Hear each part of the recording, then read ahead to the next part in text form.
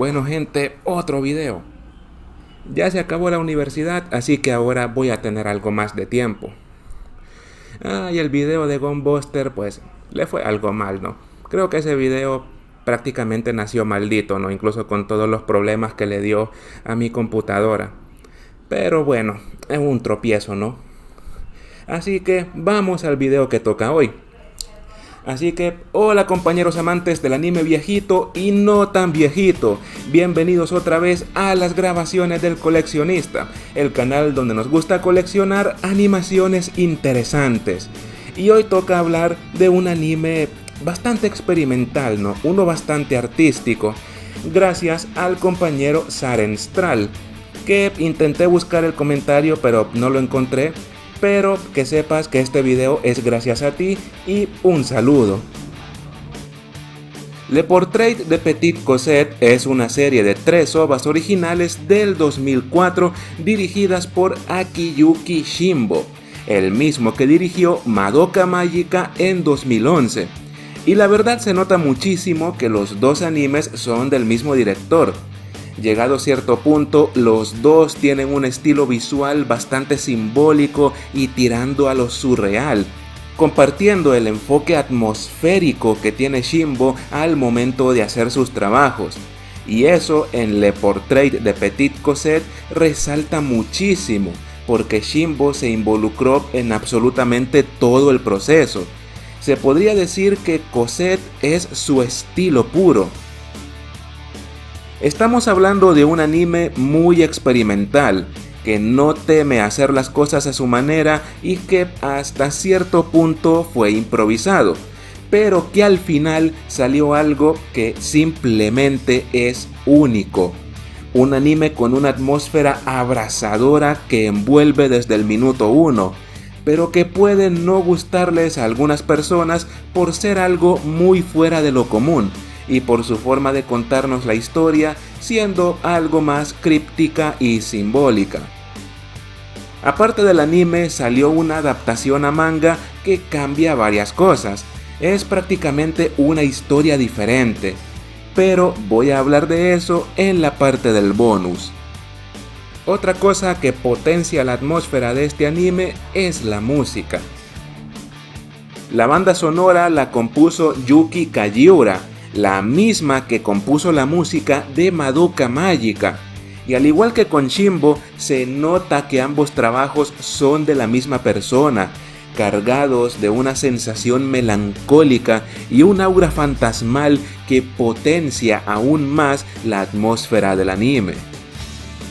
Hablamos de un anime bastante único y peculiar, uno que no sigue ningún tipo de molde y que no teme hacer las cosas a su manera, que puedes disfrutarlo mucho y verlo de formas diferentes, o que puede que simplemente no te guste.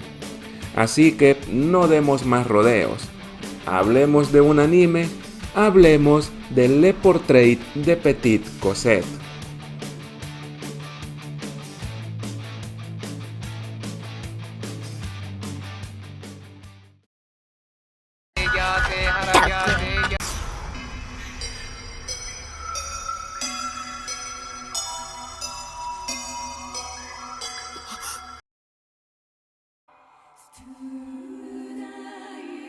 Ok, voy a empezar hablando de lo que más llama la atención de este anime, y es la parte artística.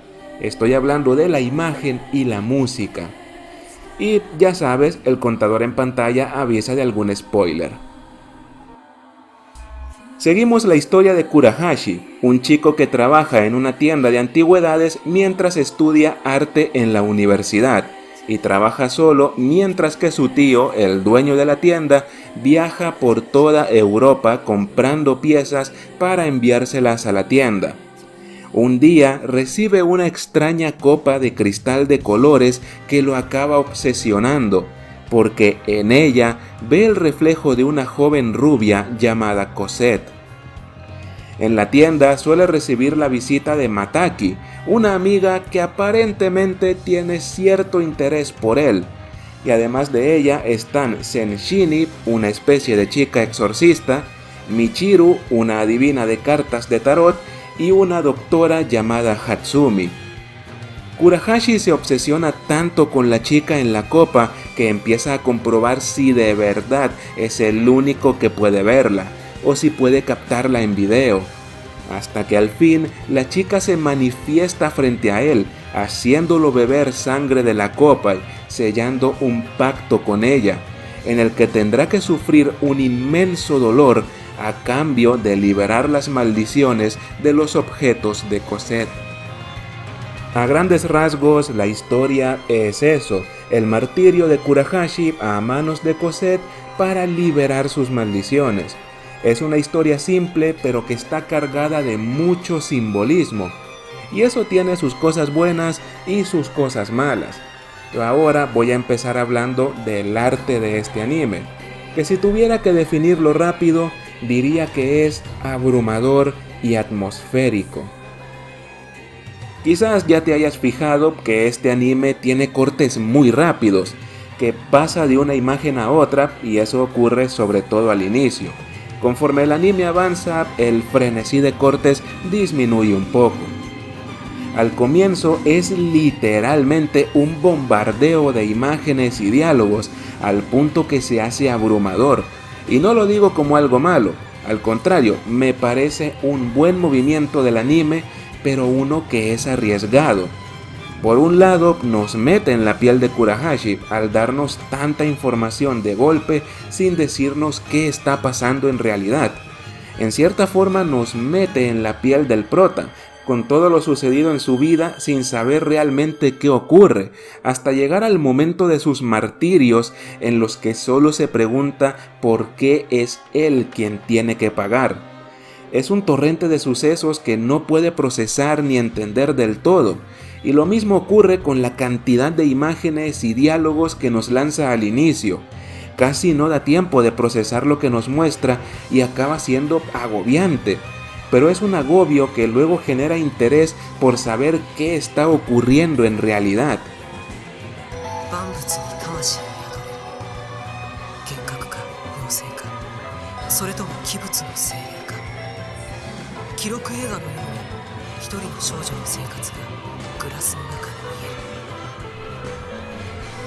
Por otro lado, ese mismo formato puede hacer que el anime no guste al inicio.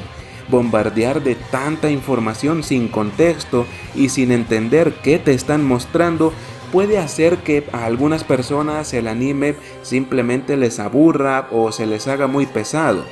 Es hasta más adelante que nos dan la información para entender todo lo que ocurre al inicio. Ya expliqué por qué me parece abrumador. Ahora toca que diga a qué me refiero con que es atmosférico. Las imágenes que nos muestra lo que buscan es generar sensaciones, evocar un sentimiento desolador y que nos pone un poco en la piel de Kurahashi por lo abrumadoras que se sienten al inicio.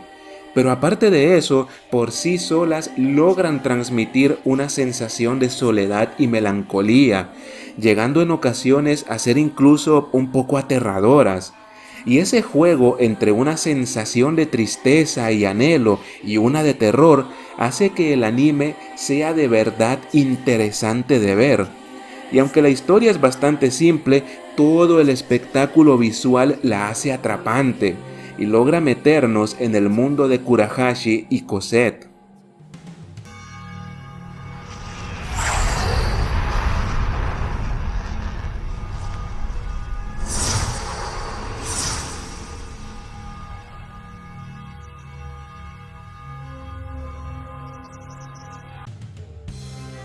Ese mundo acaba siendo bastante fantasmagórico y juega mucho con la figura de la muerte y el castigo, creando un ambiente opresivo y un lugar decadente que parece estar desmoronándose. Kurahashi y Cosette acaban sumergidos en un mundo viciado, incluso diría que podrido, producto de la obsesión de Kurahashi y el rencor de Cosette. Y todo el anime está cargado de símbolos que señalan el dolor y castigo, junto a otros que muestran que Kurahashi y Cosette están atrapados en un ciclo de flagelo, rencor y obsesión del que no pueden salir. Para terminar con esta parte, quiero hablar de la música de este anime. Y si YouTube no se enojó, ya habrás estado escuchando su tema principal de fondo. Y si no, entonces veré si al menos puedo poner una parte. La música de este anime la hizo, como ya dije en la introducción, Yuki Kajiura, la misma que hizo la música de Madoka Mágica, y se nota muchísimo.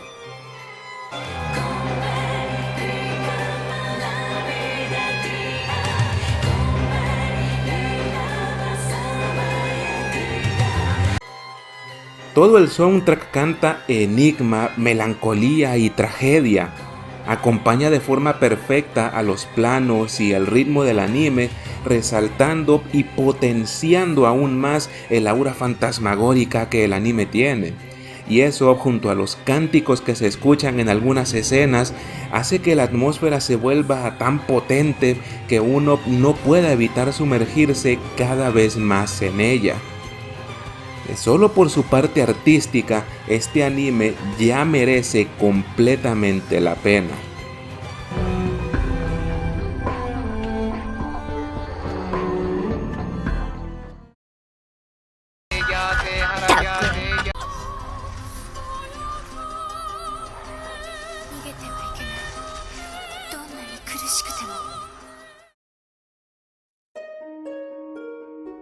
Aparte de todo el aspecto visual, están los personajes y la historia, que se pueden decir un par de cosas de ellos. La verdad, la historia de estas ovas es algo difícil de descifrar, y es que no nos la muestra directamente, más bien se la pasa insinuándola. Vamos descubriendo detalles y más información con los diálogos entre Kurahashi y Cosette. Lo que pasa con eso es que son diálogos muy breves e incluso un poco crípticos, y si no ponemos atención se nos puede escapar un detalle importante para entender a sus personajes y sus motivos. Kurahashi al inicio parece más un medio que un protagonista. No es él quien hace que la trama avance, solo reacciona o se deja llevar por Cosette. Y las pocas veces que interviene de alguna forma es haciendo alguna pregunta que provoque que Cosette avance la historia. Es como si sirviera como un simple avatar para acercarnos más a Cosette. Y eso resalta con el hecho de que el anime muchas veces se enfoca en mostrar la belleza de la chica, como si buscara provocarnos la misma fascinación que a Kurahashi, meternos en el cuerpo de un personaje que no interviene en la historia, así como nosotros tampoco podemos intervenir. Y es hasta casi el final del segundo capítulo que Kurahashi actúa, resistiéndose a Cosette y cuestionando por qué es él quien debe sufrir por un pecado que no cometió.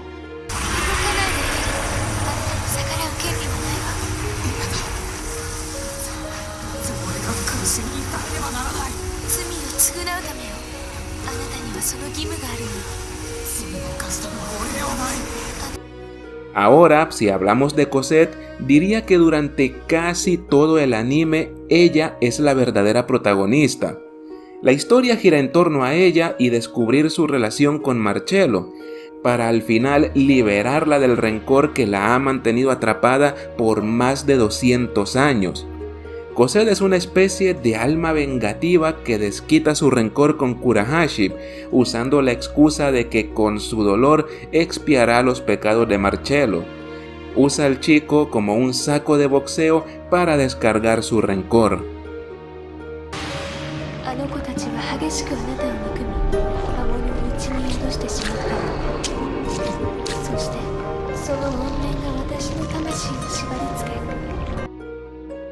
Ahora, con el argumento de este anime, estamos hablando de una historia sobre obsesión y rencor. Desde que el anime empieza hasta casi su final, lo que vemos es la obsesión y el rencor de sus protagonistas. En primer lugar está Marcello. Es su obsesión con la belleza de Cosette al punto de querer evitar que crezca y cambie, lo que lo lleva a matarla. Su fijación por la chica que él ve en su pintura hace que deje de verla como a una persona y la vea como una pieza de su retrato que debe quedarse igual para ir a juego con la pintura. Ve a Cosette como un medio para su arte que no debe cambiar jamás. Y a partir de eso, Cosette se llena de resentimiento y fusiona a Kurahashi con el alma de Marcello, usando al chico como un medio para desquitar su rencor. Al mismo tiempo que Kurahashi se obsesiona con Cosette al punto de alejarse de cualquier otra persona y dejar que lo lastime. Estos personajes están sumidos en un ciclo de sufrimiento producto del rencor de Cosette y la obsesión de Marcello. Y eso el anime lo representa con las cadenas. Llegado a un punto, empezamos a ver a los personajes acompañados de ese objeto casi todo el tiempo, señalando cómo están anclados y enredados en su propio sufrimiento. Es hasta que Kurahashi decide hacer un cambio que rompe esas cadenas. Deja atrás la visión de Marcello de Cosette para hacer un retrato de ella con su propia visión, poniéndole un final a la obsesión de Marcello y borrando la marca que puso sobre la chica.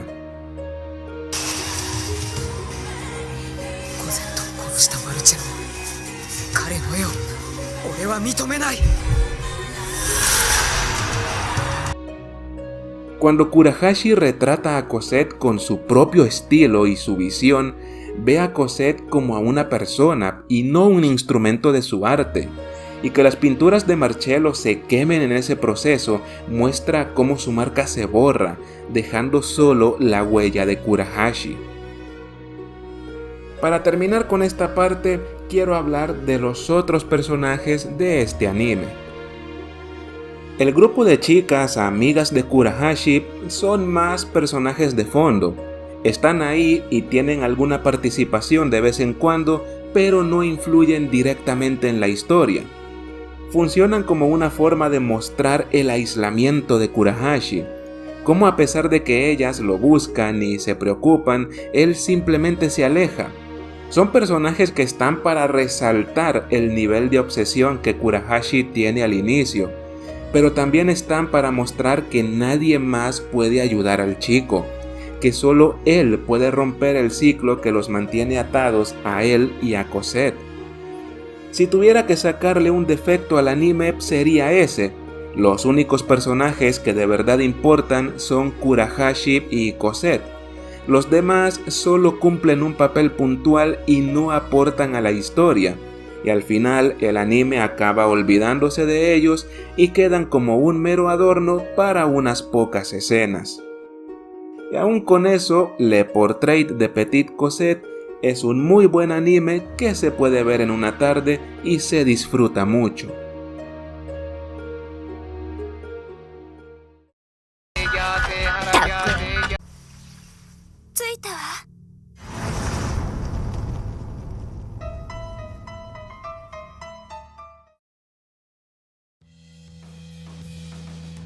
Para el bonus de este video quiero empezar hablando de algunos detalles que encontré sobre la producción de este anime. Investigando encontré una entrevista del 2005 que le hicieron a Akiyuki Shimbo, director del anime, y al productor Masatoshi Fujimoto. En primer lugar, Cosette no fue un anime especialmente exitoso. Y eso puede ser porque no lo hicieron pensando en el lado comercial. Fujimoto, el productor del anime, estaba buscando un director inusual.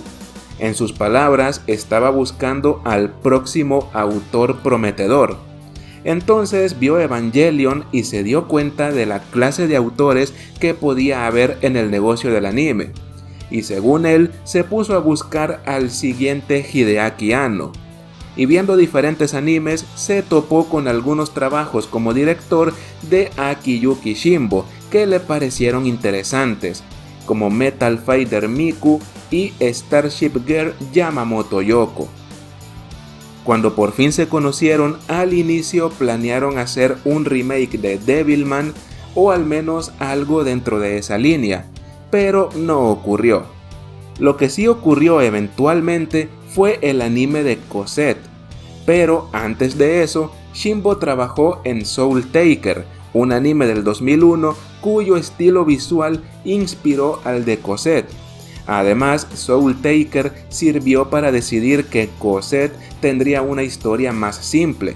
En palabras de Fujimoto, no podías saber qué estaba pasando en realidad cuando veías Soul Taker. Así que Cosette debía tener una historia un poco más simple, pero con visuales similares. Cuando por fin hicieron el anime de Cosette, Shimbo quería hacer algunas cosas diferentes y también tuvo un par de problemas. Aunque ya tenían un guión hecho desde el inicio, fueron agregando cosas conforme avanzaban, haciendo que la historia fuera más difícil de seguir. Eso explicaría por qué algunos personajes acaban volviéndose un mero adorno de fondo y algunas partes de la historia son difíciles de entender del todo al verlo por primera vez. Además de eso, a Shimbo solo se le pidió que hiciera un anime tipo Gothic Lolita, sin darle más instrucciones, y en el anime se puede ver una referencia a eso. Al inicio quería hacer una historia de fantasía, pero pensó que al incluir elementos de terror que ya estaban en el guión, estos romperían esa fantasía, así que cambió de opinión para hacer una historia atmosférica. De ahí sale parte de la complejidad del anime. Según Shimbo, si haces un anime basado en la atmósfera, no funcionará si lo haces demasiado directo, así que trató de evitar el ser muy explícito. La transformación de Kurahashi en un demonio también fue algo que Shimbo quiso hacer diferente. Aunque ya estaba en el guión, al principio quería hacer algo tipo El Exorcista, como la escena en la que el cura hace el exorcismo. Quería que Kurahashi, en lugar de transformarse en un monstruo, sintiera lo que le estaba pasando. Luego lo pensó y llegó a la conclusión de que en un anime funcionaría mejor una transformación más vistosa. Con los fondos tenían otro problema. Dibujarlos desde cero habría tardado demasiado, y ya que los fondos en este anime, según Shimbo, solo te dan información sobre la locación y no tienen un significado aparte de eso, y solo necesitaban un puñado de cortes para transmitir una atmósfera, decidió simplemente pedirle al estudio de arte de fondos que se encargara de todo usando procesado de fotos reales, mientras que la tienda en la que trabaja Kurahashi y su interior sí fueron dibujados a mano. Y para terminar con esa entrevista, dice que el anime fue hecho pensando en que no fuera el tipo de anime que te da todo masticado, que pudiera verse de formas diferentes y más de una vez. Eso para el público que consume animes en formato OVA y debe pagar para poder verlo. Esa entrevista toca varios detalles sobre la producción del anime, pero yo quise sacar los más interesantes, y si la quieres leer completa voy a dejar el enlace en la descripción, aunque está toda en inglés. Ahora, por otro lado, estas OVAs también tuvieron una adaptación a manga. Como dije en la introducción, estas OVAs tienen una adaptación a manga, aunque en este caso creo que sería mejor decir que el manga está inspirado y no que es una adaptación, porque hay bastantes diferencias entre ambos. Para empezar, el manga es prácticamente una historia diferente, incluso el final es distinto al del anime, y mientras que el anime tiene un estilo surreal y simbólico, el manga es más directo, con una narrativa más sencilla y más convencional. La historia es la arquetípica de un manga de misterios. Va sobre recuperar las pertenencias de Cosette a las que llaman posesiones y están malditas, y cada capítulo es sobre un objeto diferente y el efecto sobrenatural de su maldición. En ese aspecto me recuerda al anime Ghost Stories por el formato tipo misterio del capítulo que deben resolver. Las historias son bastante simples, con el objeto de turno provocando algún incidente y Cosette sintiendo su presencia, para que luego Kurahashi investigue un poco y acabe encontrando el objeto en cuestión, para devolvérselo a Cosette y detener su maldición. A grandes rasgos es así, cada historia involucra un objeto diferente con una maldición distinta, como un piano que hace que quien lo toca no pueda parar aunque le sangren los dedos, o un espejo que hace que la gente se haga la automurición. Son historias bastante cortas en su mayoría y que no se complican demasiado. Incluso el estilo de dibujo del manga va más por lo sencillo, composiciones que no son muy complejas y sin una gran carga simbólica, a diferencia del anime que es todo un espectáculo. No digo que el manga sea malo, solo que es más sencillo, con una historia un poco genérica, pero que es entretenida. Otra diferencia entre el manga y el anime son los personajes. Para empezar, el grupo de amigas de Kurahashi no existe en el manga. En realidad, los únicos personajes del anime que siguen en el manga son Cosette, Kurahashi, Marcello y Mataki. Además, la tienda en la que trabaja Kurahashi no es de su tío. De hecho, en el manga, su jefe aparece en varios capítulos. El personaje de Cosette también cambia mucho. En el anime tiene una personalidad más fría y vengativa, mientras que en el manga es un personaje triste que sufre por las desgracias que provocan sus posesiones. Kurahashi también es bastante diferente. En el manga muestra interés por Cosette, pero no llega al nivel de obsesión del anime. Tiene más personalidad y un rol un poco más activo en la historia, siendo él quien investiga los incidentes. En realidad, el manga es tan diferente al anime que no se podría decir que sea una adaptación. Es más como que toma conceptos y cosas clave del anime, pero luego crea su propia historia. Y varios símbolos que se repiten en el anime aparecen en algún momento particular del manga. La diferencia es que en el manga solo aparecen una vez en alguna viñeta, mientras que el anime los toma y les da más presencia. También el anime se salta toda la historia de las posesiones de Cosette, haciendo solo unas cuantas alusiones a que existen, y yendo directamente a la historia de Marcello, que curiosamente el anime no la desarrolla tanto como el manga, que nos muestra más interacciones entre ellos en el pasado y cómo era su relación. Incluso cambia el tipo de relación que tienen, mientras que en el anime son prometidos, en el manga Marcello simplemente es un pintor que se obsesionó con Cosette. En los últimos capítulos el manga da un giro que lo hace un poco más parecido al anime en el sentido que se vuelve más oscuro, y aún así el manga mantiene su propia línea siguiendo una historia diferente, cambiando incluso el final. Y para no hacer spoilers, diré que mientras que el anime tiene un desenlace feliz, el manga termina como una tragedia. Diría que el manga toma conceptos clave del anime, pero los lleva por otro rumbo, contando una historia más ligera y fácil de seguir.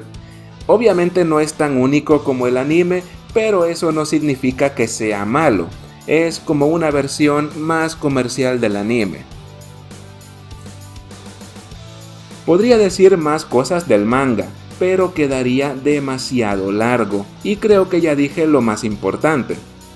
La verdad es que para salir de un anime tan artístico, es un manga algo genérico, pero aún así es disfrutable. Bien, ¿qué puedo decir como conclusión de este anime? Bueno, diría que es una obra muy artística, tanto que te puede llevar a dos extremos, o la disfrutas mucho y te cautiva, o directamente no te gusta. Al menos a mi parecer es de esos animes que difícilmente pueden dejar a alguien indiferente. Por mi parte, yo diría que es un anime muy artístico, muy atmosférico y que se disfruta mucho, aunque sea solo para ver la parte visual, por la música y cómo está hecho, es muy atrapante. Al menos para mí es una joyita y vale totalmente la pena.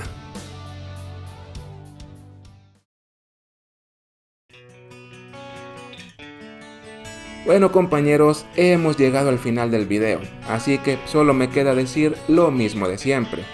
Gracias por haber visto el video y por haber llegado hasta aquí. Y también agradecerles por todos sus comentarios, dando su apoyo y haciendo sus recomendaciones. Ese tipo de cosas ayudan mucho a que este canal crezca y a que ustedes se sientan más parte de él.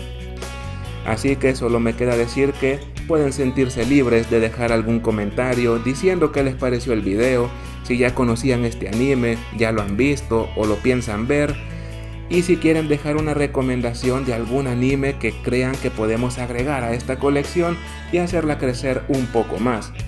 También si quieren compartir el video con alguien a quien le pueda interesar o dar un like si les ha gustado, eso ayuda mucho a que siga creciendo.